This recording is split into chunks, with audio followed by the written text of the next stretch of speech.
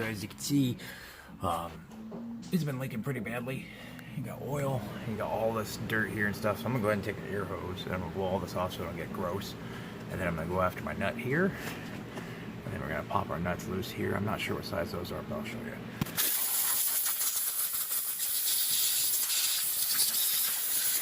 Okay. So now that I got this all blown up, as you can see, it's a 17 here and a 17 here. And then I'm gonna go ahead and blow it free. See? Just like that. And just repeat on the bottom one, and then I'm not sure what type. So now we're going to see if I can blast this loose. Sometimes you have to hold this part here with a wrench in order to get the good news. Let's see. Yeah, see how it's spinning? Yeah, get a new one. Okay, so see how I got the vice grip there. So we're going to pop it loose. Just like that. So, one of the last steps is that we're doing.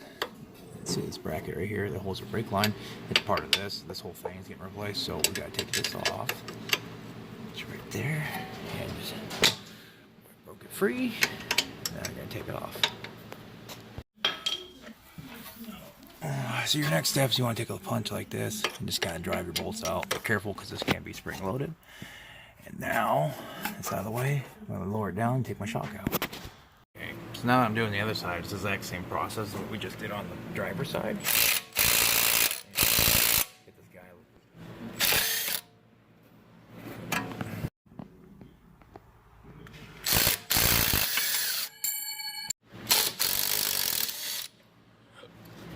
So this side's a little different. This is the passenger side. You have a line there and a line here, and that is for your wheel speed sensor or ABS, you know, all that good stuff.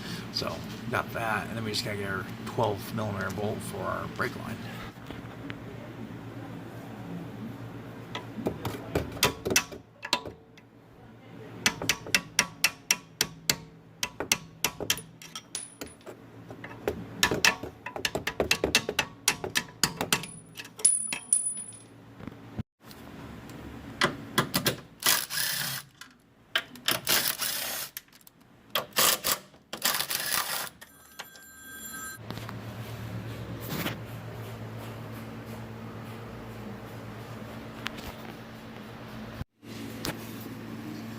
Okay, on this point, you want to go ahead and you want to get your bolts up in there, and each one is aligned a certain way, so you have to make sure you get the top part in, and then down here we're going to rotate our bottom of our shock, or strut assembly, rotate it until it lines up with the rest of our hub assembly and everything, and then I'll go ahead and pop my sway bar link back in, and you're good to go. So guys, you got to do a little bit of wiggling to get each bolt back in there. You want to make sure you remember which way the bolts came out. It's kind of important. The heads go each way for tightening purposes, but once you get it in there, go ahead and tighten it up. So you want to make sure you get your bolts on there. Then you want to go ahead and get your 12mm bolt on there for your brake lines. And don't want to, if you miss this, you're going to have a sloppy brake line, and that leads to more problems like wearing on tire. Last step is after everything has been put back in place, you want to check everything. 14. It's tight. I already checked these, they're all tight, so put the tire on.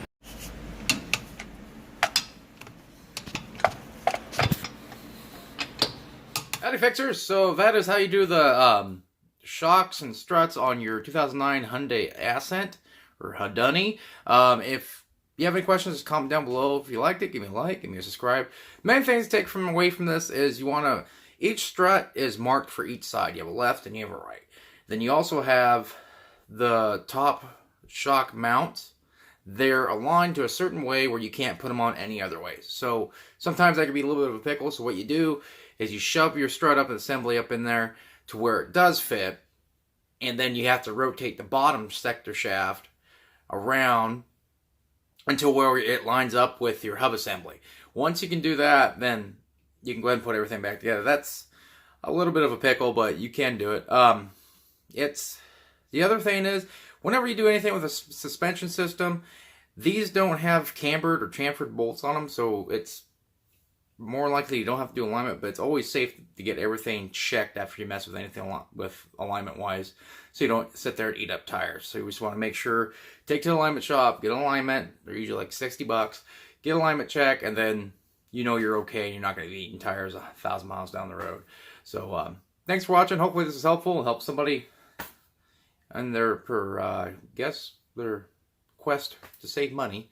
If you have any questions, give me a like, give me a comment down below, and hopefully this was helpful. And for everyone that has subscribed, I really appreciate it. I can't believe I'm at like almost 1,400 subscribers, which is pretty epic. So thanks guys, appreciate that, and have a good one.